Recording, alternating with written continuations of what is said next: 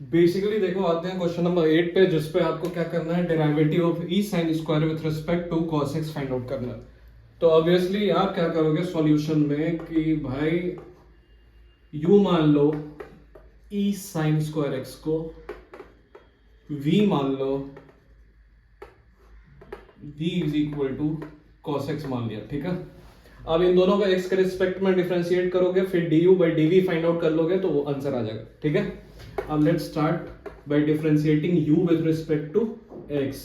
तो ये हो गया du upon dx that is equal to differentiation of e to the power sin square x with respect to dx।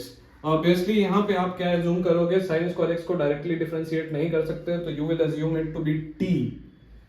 तो इसको आप एज्यूम करोगे t, तो it becomes what, d e to the power t।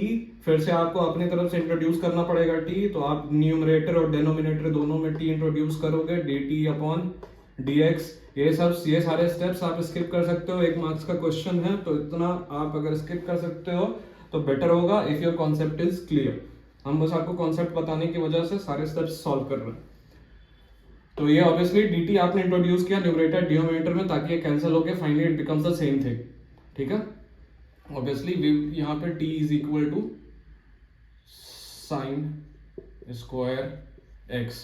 आप जानते हैं कि differentiation of e to the power x is equal to what, same e to the power x।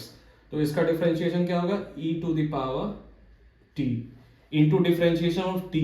अब भाई differentiation of sine square x with respect to dx। अब फिर से आप साइन स्क्वायर x आ गया, फिर से आप यहाँ से कोई एलिमेंट इंट्रोड्यूस करोगे ताकि वो सॉल्व हो सके।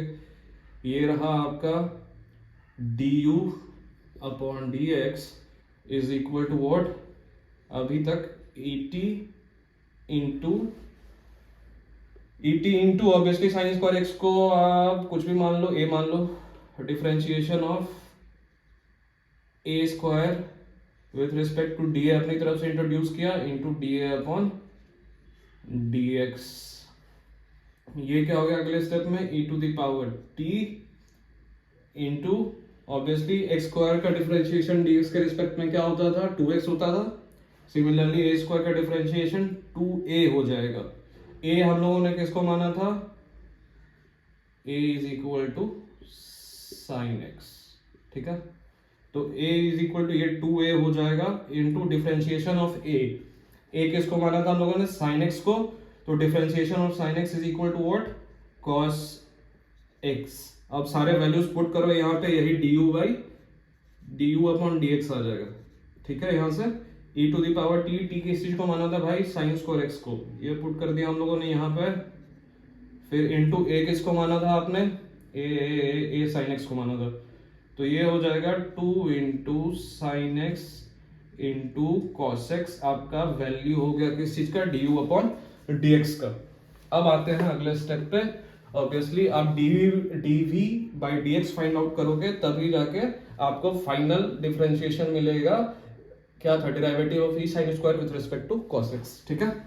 du अपॉन हो गया dv upon dx find out कर लेते हैं। dv क्या है भाई, d cos x upon dx। Obviously formula से ही जाओगे, सिंपल सा कॉन्सेप्ट है, माइनस साइन एक्स।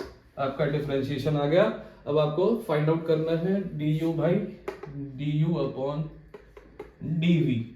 du का वैल्यू आपके पास है, पुट कर दो वहां पे, du अपॉन dx का वैल्यू और dv अपॉन dx का वैल्यू आपके पास, ठीक है। तो du by dv is equal to what, sorry लिखा ही तो था मैंने, du upon dv is equal to du upon dx into dx upon dv। ये लिख सकते हो ना, ये dx कैंसिल होकर du बाई dv हो जाएगा। तो dv अपॉन dx है यहाँ पे, इसका वैल्यू हमको यहाँ पे पुट करना है। तो ऑब्वियसली इसका रेसिप्रोकल क्या होगा, यहाँ से आ जाता है dx upon dv that is equal to -1 upon sine x। अब वैल्यूज यहाँ पुट करो भाई, तो du upon dx is equal to what, e sine square x e to the power sine square x, याद रखिएगा ये, into 2 sine x into cos x into d x upon d v क्या हुआ into -1 upon sine x. अब भाई cancel करो, sine x कहाँ पे, ये कैंसिल, बचा क्या e to the power sine square x, 2 भी है ना यहाँ पे, तो 2 आगे लिख लो, थोड़ा अच्छा अरेंजमेंट लगेगा। तो 2 इंटू -1 कितना हुआ -2 into e to the power sine square x और इंटू कॉस एक्स। आंसर होगा, आप ऑप्शन में अगर क्वेश्चन पेपर है तो चेक करो कौन सा ऑप्शन है, उसको टिक मारो, आपको 1 मार्क्स मिल गया।